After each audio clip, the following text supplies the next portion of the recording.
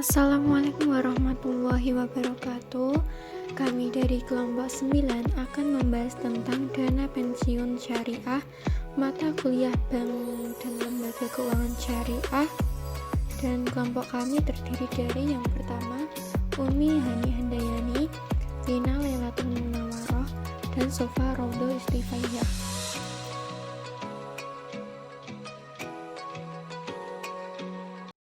Langsung saja ke pembahasan yang pertama yaitu pengertian dana pensiun. Dana pensiun adalah sekumpulan aset yang dikelola dan dijalankan oleh suatu lembaga untuk menghasilkan manfaat pensiun, yaitu suatu pembayaran berkala yang dibayarkan kepada peserta dengan cara ditetapkan dalam ketentuan yang menjadi dasar penyelenggara program pensiun. Sedangkan pengertian dana pensiun menurut Undang-Undang Nomor 11 Tahun 1992 disebutkan bahwa dana pensiun adalah badan hukum yang mengelola dan menjalankan program yang menjanjikan manfaat pensiun berupa pembayaran berkala yang dibayarkan kepada peserta. Dari pengertian tersebut terlihat bahwa dana pensiun merupakan salah satu pilihan sistem pendanaan dalam membentuk akumulasi dana yang dibutuhkan untuk memelihara kesinambungan penghasilan peserta program pada hari tua. Nah, dengan adanya dana pensiun tersebut, maka akan meningkatkan motivasi kerja pada karyawan. Lanjut yang kedua yaitu maksud dan tujuan dana pensiun. Nah, di sini itu ada 3 macam. Yang pertama itu untuk perusahaan, yang kedua ada peserta, dan yang ketiga penyelenggara dana pensiun. Yang bagi perusahaan ini ada yang pertama kewajiban moral. Nah, di mana perusahaan mempunyai kewajiban moral untuk memberikan rasa aman kepada karyawan terhadap masa yang akan datang, karena tetap memiliki penghasilan pada saat mereka mencapai usia pensiun. Yang kedua ada loyalitas. Nah, karyawan ini diharapkan mempunyai loyalitas terhadap perusahaan. Yang ketiga, kompetisi pasar tenaga kerja, di mana perusahaan akan memiliki daya saing dalam usaha mendapatkan karyawan yang berkualitas dan profesional di pasaran tenaga kerja. Yang keempat, memberikan penghargaan kepada para karyawan. Yang kelima, agar di usia pensiun, karyawan tersebut tetap dapat menikmati hasil yang diperoleh setelah bekerja di perusahaan.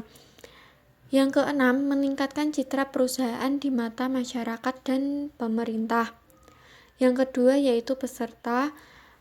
Ada 2 macam. Yang pertama yaitu rasa aman para peserta terhadap masa yang akan datang karena tetap memiliki penghasilan pada saat mereka mencapai usia pensiun. Yang kedua, kompensasi yang lebih baik, yaitu peserta mempunyai tambahan kompensasi meskipun baru bisa dinikmati pada saat mencapai usia pensiun.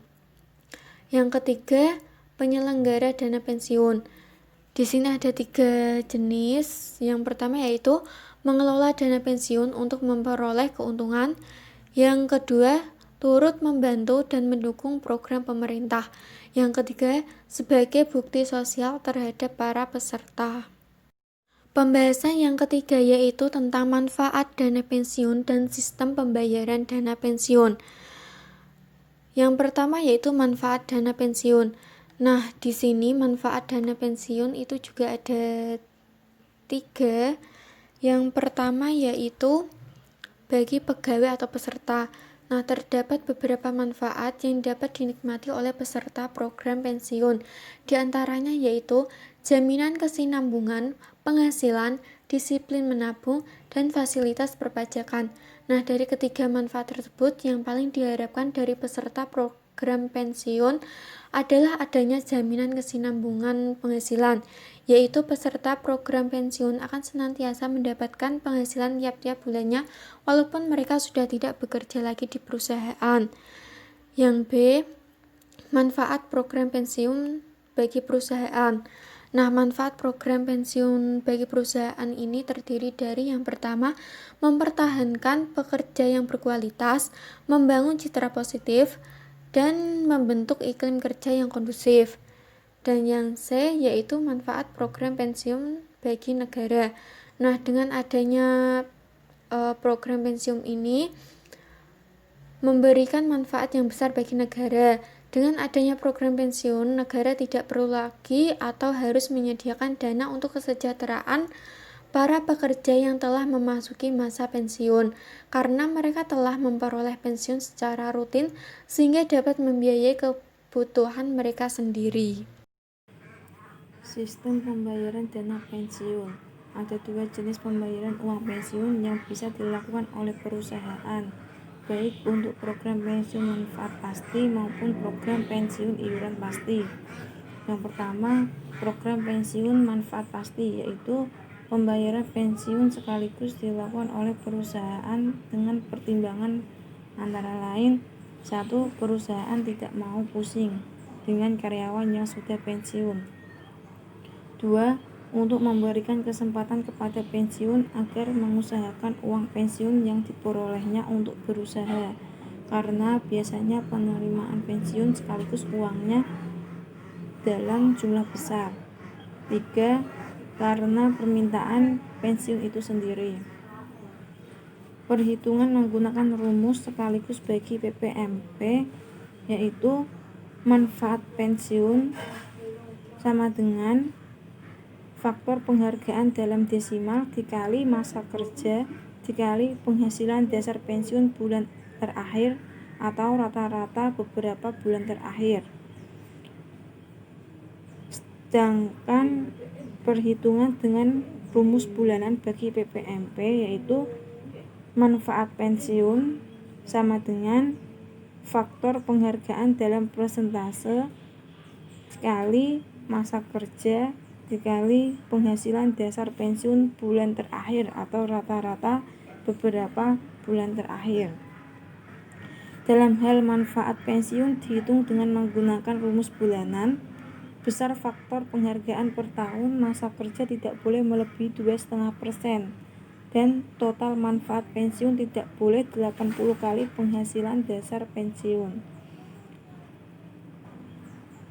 Selanjutnya, sesuai dengan keputusan Menteri Keuangan nomor 343-KMK.017-1998, pembayaran manfaat pensiun oleh dana pensiun dapat pula dilaksanakan: 1. Dalam hal jumlah yang akan dibayarkan per bulan oleh dana pensiun yang menyelenggarakan program pensiun manfaat pasti yang menggunakan rumus bulanan kurang dari 300.000. Nilai sekarang dari manfaat pensiun tersebut dapat dibayarkan sekaligus.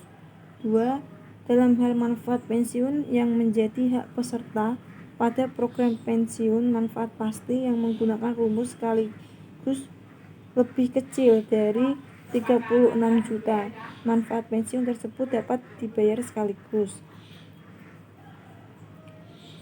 Yang kedua, program pensiun iuran pasti, yaitu pembayaran manfaat pensiun dari program pensiun iuran pasti dan hasil pengembangannya lebih kecil dari 36 juta, dapat dibayar sekaligus.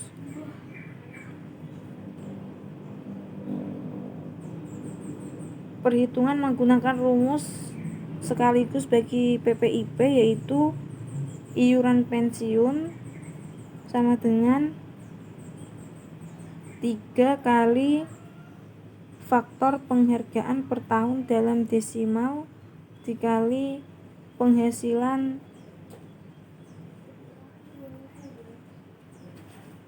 dasar pensiun per tahun. Sedangkan perhitungan dengan rumus bulanan, yaitu iuran pensiun sama dengan 3 kali faktor penghargaan per tahun dalam persentase dikali penghargaan dasar pensiun per tahun. D. Jenis-jenis dana pensiun. Secara umum, jenis pensiun yang dapat dipilih oleh karyawan yang akan menghadapi pensiun ada 4. Yang pertama, pensiun normal, yaitu pensiun yang diberikan untuk karyawan yang usianya telah mencapai masa pensiun, seperti yang telah ditetapkan perusahaan. Yang kedua, pensiun dipercepat, yaitu jenis pensiun yang diberikan untuk kondisi tertentu, misalnya karena adanya pengurangan pegawai di perusahaan tersebut. Yang ketiga, pensiun ditunda, yaitu pensiun yang diberikan kepada para karyawan yang meminta pensiun sendiri, tetapi usia pensiun belum memenuhi usia pensiun. Yang keempat, cacat, yaitu pensiun yang diberikan bukan karena usia, tetapi lebih disebabkan karena peserta mengalami kecelakaan sehingga dianggap tidak mampu lagi untuk dipekerjakan. Selanjutnya, dana pensiun menurut Undang-Undang Nomor 11 Tahun 1992 tentang dana pensiun dapat digolongkan dalam dua jenis, yaitu yang pertama, dana pensiun pemberi kerja, yaitu dana pensiun yang dibentuk oleh orang atau badan yang mempekerjakan karyawan selaku pendiri untuk menyelenggarakan program pensiun manfaat pasti bagi kepentingan sebagian atau seluruh karyawan sebagai peserta dan menimbulkan kewajiban terhadap pemberi kerja. Yang kedua, dana pensiun lembaga keuangan, yaitu dana pensiun yang dibentuk oleh bank atau perusahaan asuransi jiwa untuk menyelenggarakan program pensiun iuran pasti bagi perseorangan, baik karyawan maupun pekerja mandiri yang terpisah dari DPPK bagi karyawan bank atau perusahaan asuransi jiwa yang bersangkutan. Prinsip penyelenggaraan dana pensiun. Yang pertama, prinsip kejelasan, yaitu maksud dan tujuan program jaminan terhadap kesinambungan penghasilan. Yang kedua, prinsip independensi, yaitu kelembagaan berstatus badan hukum, manajemen operasional di mana asas keterpisahan kekayaan dan hak pengurus mengadakan perjanjian dengan pihak ketiga. Yang ketiga, prinsip akuntabilitas, yaitu Dewan Pengawas wajib mengumumkan laporan hasil pengawasannya kepada peserta. Yang keempat, prinsip transparansi, yaitu pengurus wajib menyampaikan keterangan mengenai setiap perubahan peraturan, dana pensiun, dan hal-hal yang terjadi dalam rangka kepesertaan kepada peserta. Yang kelima, prinsip perlindungan konsumen, yaitu perubahan peraturan dana pensiun tidak boleh mengurangi manfaat pensiun. Yang keenam, prinsip struktur pengendalian internal, yaitu tugas, kewajiban, dan tanggung jawab pendiri, mitra pendiri, dewan pengawas, dan pengurus diatur dalam Undang-Undang Dana Pensiun dan peraturan pelaksanaannya. Yang ketujuh, prinsip kualifikasi penyelenggara, yaitu kualifikasi pengurus dan dewan pengawas adalah warga negara Indonesia, berakhlak dan moral yang baik, belum pernah dihukum pidana ekonomi, dan berpengetahuan atau berpengalaman di bidang dana pensiun. Materi selanjutnya adalah jenis program dana pensiun. Yang pertama adalah program pensiun manfaat pasti atau PPMP. Pada PPMP, besar manfaat pensiun itu ditentukan berdasarkan rumus tertentu yang ditetapkan di awal. Jadi rumus tersebut biasanya dikaitkan dengan masa kerja dan besar penghasilan kita. Pada PPMP, besar iuran adalah perkiraan kebutuhan dana yang harus disisihkan sekarang untuk merealisasikan pembayaran manfaat pensiun. Kelebihan pada program ini adalah besar manfaat pensiun mudah dihitung, kemudian lebih memberikan kepastian kepada peserta, lebih mudah memberikan penghargaan untuk masa kerja lalu. Kekurangannya, beban biaya mudah berfluktuasi, nilai hak peserta sebelum pensiun mudah ditentukan. Kemudian yang kedua ada program pensiun iuran pasti atau PPIP. Jadi pada PPIP itu besar manfaat pensiun sangat tergantung pada besar iuran yang disetor dan hasil pengembangan dana. Jadi sifatnya itu mirip tabungan namun memiliki kelebihan fasilitas penundaan pajak dan pemerintah. Besaran iuran baik dari pemberi kerja maupun peserta ditetapkan peraturan dana pensiun. Jadi kelebihannya ini beban biaya stabil dan mudah diperkirakan, nilai hak peserta setiap saat mudah ditetapkan, dan risiko investasi dan mortalitas ditanggung peserta. Nah, kekurangannya itu apa sih? Jadi kekurangannya itu besar manfaat pensiun tidak mudah ditentukan, lebih sulit memperkirakan besar penghargaan untuk masa kerja lampau. Kemudian ada jenis lembaga pengelolaan dana syariah. Nah, pengelolaan dana pensiun dapat dilakukan oleh pemberi kerja atau DPPK dan lembaga keuangan atau DPLK. Jadi perusahaan mempunyai beberapa alternatif. Alternatif ini tuh disesuaikan dengan tujuan perusahaan tanpa menghilangkan hak karyawannya. Alternatifnya itu mendirikan sendiri dana pensiun bagi karyawannya, mengikuti program pensiun yang diselenggarakan oleh dana pensiun lembaga keuangan lain, bergabung dengan dana pensiun yang didirikan oleh pemberi kerja lainnya, kemudian memberikan dana pensiun secara bersama-sama dengan memberi kerja lainnya. Selanjutnya, dana pensiun lembaga keuangan dapat pula dilakukan oleh bank umum atau asuransi jiwa setelah mendapat pengesahan dari Menteri Keuangan atau DPLK. Adapun keunggulan dan kelemahan dana pensiun syariah. Yang pertama, keunggulan dana pensiun syariah itu meliputi pengelola yang ditunjuk harus loyal, setia, profesional, jujur, serta mampu menyusun rencana dan berpikir panjang. Sesuai dengan UU nomor 11 tahun 1992, dana pensiun dibebaskan dari pajak penghasilan. Biasanya itu peserta dapat menikmati manfaat pensiun itu sekurang-kurangnya 15% lebih tinggi dari manfaat program lain. Kelebihan selanjutnya, seluruh himpunan iuran dan hasil pengelolaan kekayaan investasi dibagikan kepada peserta atau ahli warisnya secara merata. Kemudian biaya tetap relatif murah. Dana pensiun mempunyai prospek menjadi suatu lembaga keuangan dengan likuiditas dan solvabilitas yang tinggi sehingga memberikan posisi tawar-menawar. Kemudian mengurangi risiko kematian, karena kan peserta dapat dipertanggungjawabkan dengan asuransi jiwa atau kecelakaan. Dana pensiun dapat mempunyai 3 fungsi yang terpadu yang dapat dilakukan dengan cara kerja sama antar 3 lembaga. Kemudian ada kelemahan dana pensiun. Yang pertama itu belum ada ketentuan yang mengatur hal-hal mendasar untuk menjamin terpenuhinya hak dan kewajiban para pihak penyelenggara program pensiun.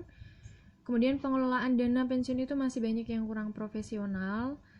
Ada pula banyak investasi dilakukan pada aktiva tetap yang kurang produktif sehingga kurang cepat menghasilkan. Kemudian investasi gedung kantor yang berlebihan atau mewah. Kemudian ada keuntungan lembaga atau yayasan dana pensiun yang besar tidak diimbangi dengan perbaikan manfaat pensiun.